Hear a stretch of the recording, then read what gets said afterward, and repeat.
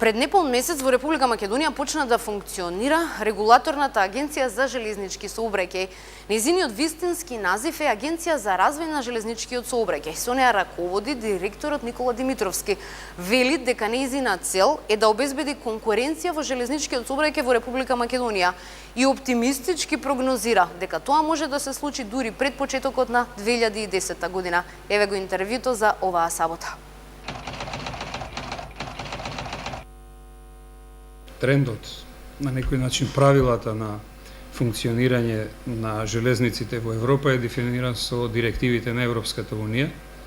Согласно со тие директиви кои што се веќе прифатен стандард, би рекол, во европските железници, и Република Македонија направи таа трансформација на железниците во Македонија, од што произлегува двете компании инфраструктура и транспорт.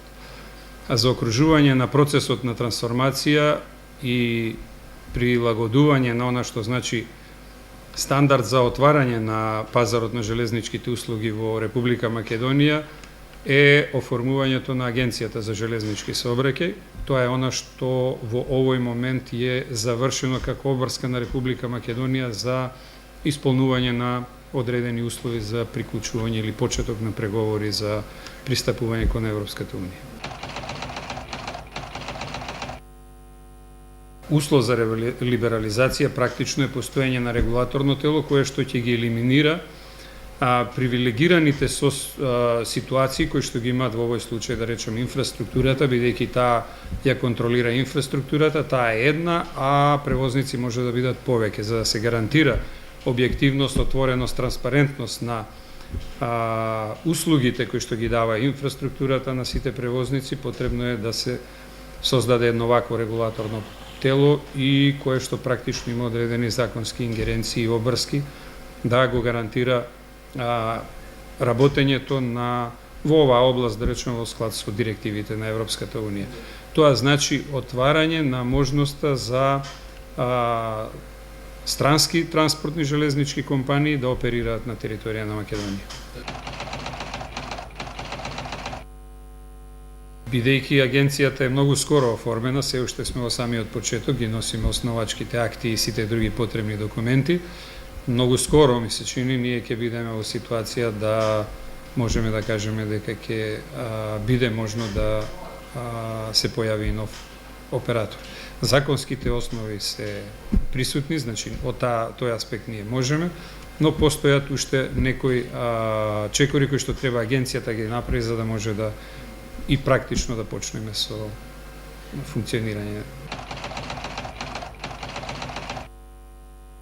Либерализацијата тоа значи веќе нема монопол, секој кој што смета дека има интерес, значи финансовски интерес за да се појави на пазарот на железничките услуги, сите законски можности се присутни, што значи дека монополот веќе е ставен на страна и секој може да понуди услуги од оваа област.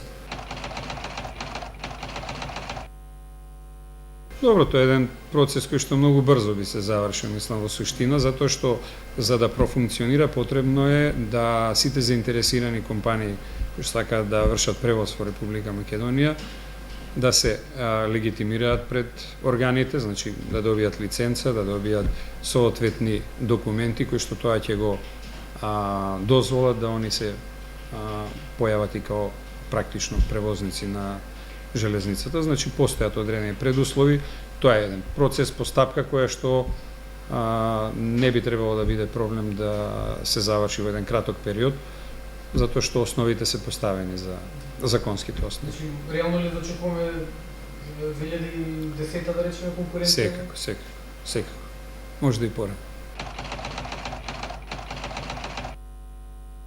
Моје лично мислење е дека либерализацијата на пазарот на железнички услуги ќе отвори можност да и други компании се појават на овој пазар, меѓутоа тоа ќе значи дека и други компании ќе иницираат зголемување на превоз на одредени товари кои што може да одат на железница, што значи дека ќе се зголеми понудата, но може да имаме и такви понуди од транспортните компании кои што ќе иницираат наши компании да се свртат кон железничкиот превоз, значи да се зголеми обемот и квалитетот на услугите.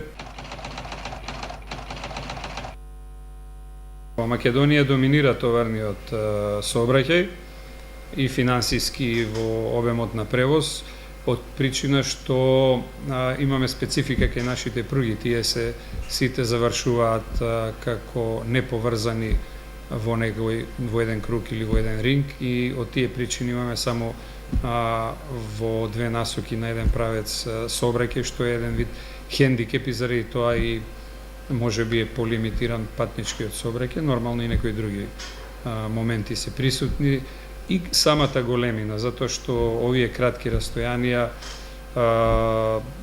се негде, би рекол, измеѓу она што значи приградски превоз со железници и она што значи железница на долги релации. Значи ние сме негде во средина, но имаме можност за подобрување, поготово на овие приградски велини, нешто да иницираме, може би со други транспортни компании кои што ќе најдат интерес за патничкиот сообраќај. До пред 10-15 години плаќавме само импулс. Колку секунди разговараш, толку ќе платиш. Потоа се јавија дневни тарифи, ноќни тарифи, елите, профи.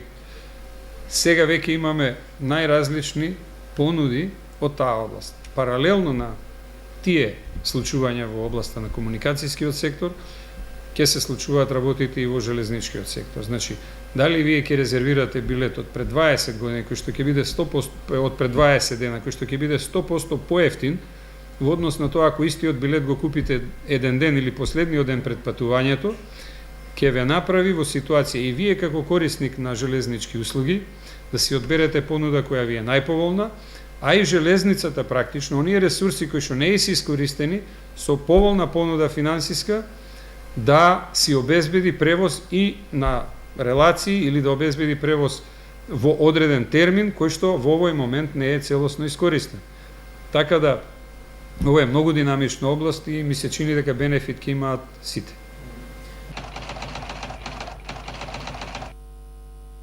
Јас од оваа моја позиција како директор на агенцијата не би сакал да коментирам за инфраструктурата и транспортот во моментот.